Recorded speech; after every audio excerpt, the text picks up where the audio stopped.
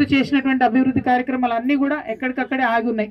ఇంతకుముందు అక్కతో మాట్లాడుతున్నాం, కూరగాయలమ్మ అక్కతో ఒకటే అంటుంది ఆమె, మేము మంచిగా పాత మార్కెట్లో ఉంటిమి, తీసుకొచ్చి మమ్మల్ని బయట పడేసిండ్రు, మీకు ఇస్తామని చెప్పి నువ్వు ఉన్న మార్కెట్ను కూలగొట్టిండ్రు, ఇప్పుడు ఇవ్వకుండా 2-2.5 ఏళ్ళు అయిపోయింది, అట్లానే నానబెడుతున్నటువంటి సందర్భం అని చెప్తున్నారు.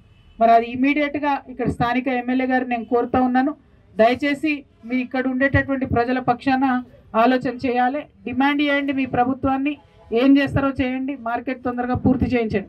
ఎందుకంటే పక్కనే మీ యొక్క ఆఫీస్ ఉందని చెప్తా ఉన్నారు, క్యాంప్ ఆఫీసు, ఈ కూరగాయల మార్కెట్ దాటుకొని మీరు క్యాంప్ ఆఫీస్కి వెళ్తారని చెప్తున్నారు. నేను స్థానిక ఎమ్మెల్యే గారిని డిమాండ్ చేస్తూ ఉన్నాను, ఖచ్చితంగా ఇమ్మీడియట్గా 1-2 నెలల్లో పూర్తయ్యేటట్టుంది మార్కెట్, అది మీరు తలుచుకుంటే తక్షణమే నిధులు తెచ్చి పూర్తి చేయవలసిందిగా డిమాండ్ చేస్తూ ఉన్నాను. ఇక రెండవది, అనేకమైనటువంటి వాగ్దానాలు చేసిండ్రు, దాంట్లో ఒక్కటంటే ఒకటి కూడా పూర్తి అవ్వడం లేదు.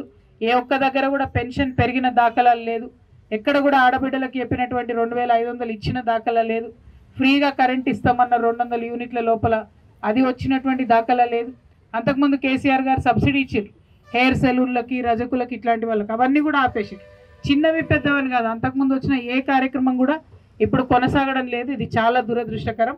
వైరా ప్రజలందరూ కూడా చాలా చైతన్యం ఉన్నటువంటి ప్రజలు, ఎర్రజెండాను ఎత్తుకొని విప్లవానికి మీరు బాటలు వేసినటువంటి ప్రజలు, మీరు ప్రశ్నించాల్సినటువంటి సందర్భం వచ్చింది, తప్పకుండా ప్రశ్నిస్తారని, మీరు ప్రశ్నించేటటువంటి సందర్భంలో మీకు అండగా తెలంగాణ జాగృతి నిలబడుతుందని ఈ సందర్భంగా నేను తెలియజేస్తూ, కూరగాయల మార్కెట్ సమస్యను తక్షణమే నేను ప్రభుత్వం దృష్టికి తీసుకెళ్తాను. పొద్దున్నుండి మేము నీటిపారుదల ప్రాజెక్టులు అన్నీ చూసుకుంటూ వచ్చాము, ఎక్కడ కూడా మనకు వైరాకు రావాల్సినటువంటి అదనంగా నీళ్లు వచ్చేటటువంటి పరిస్థితి కనపడలేదు. దాని మీద ఖచ్చితంగా కూడా ప్రభుత్వాన్ని మేము అడుగుతాము. పైగా వైరా మున్సిపాలిటీ పరిధిలో ఉన్నటువంటి ఇందిరమ్మ కాలనీ ముంపుకు గురి కాకుండా కరకట్ట నిర్మించాలనే డిమాండ్ ఉంది. మరి దానికి సంబంధించి ఎమ్మెల్యే గారు ప్రభుత్వం దగ్గర సాధించుకొని రావాలని కోరుతా ఉన్నాను. ఇక సాగునీటికి సంబంధించి అయితే మరి సుజల స్రవంతిలో అవుట్సోర్సింగ్లో పనిచేసినటువంటి ఉద్యోగులు ఉన్నారు, వారిని తొలగించిండ్రు, వారికి పెండింగ్ జీతాలు ఉన్నాయి, వారికి ఆ జీతాలు ఇవ్వాలని చెప్పి నేను డిమాండ్ చేస్తూ ఉన్నాను. అదేవిధంగా ఇప్పుడే చూసినటువంటి మార్కెట్ ప్రధాన సమస్యగా మా జగదీష్ అన్న చెప్పిండ్రు కాబట్టి దాని మీద కూడా పోరాటం చేస్తాం. ఏదో అక్క ఇట్లా వచ్చిపోయింది మాట్లాడిపోయింది అని అనుకోకండి, మేము వెళ్ళి ఖచ్చితంగా మా జాగృతి కమిటీలన్నీ కూడా విస్తరిస్తూ ఉన్నాం, ఎక్కడికక్కడ జాగృతిని కూడా బలోపేతం చేస్తున్నాం.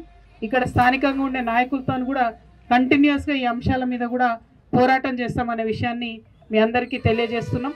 మరి ఎక్కడికి పోయి ఏ ఒక్క అంశం అడిగినా అందులో న్యాయం ఉంది, నీతి ఉంది, నిబద్ధత ఉంది కాబట్టి ప్రభుత్వం కూడా చేయాల్సినటువంటి పరిస్థితిని క్రియేట్ చేస్తున్నాం.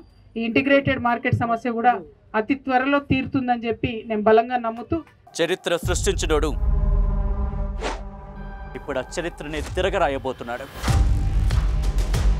అబద్ధాల గోడల్ని బద్దలు కొట్టి నిజాలను రాగా మీ ముందుంచబోతున్నాడు.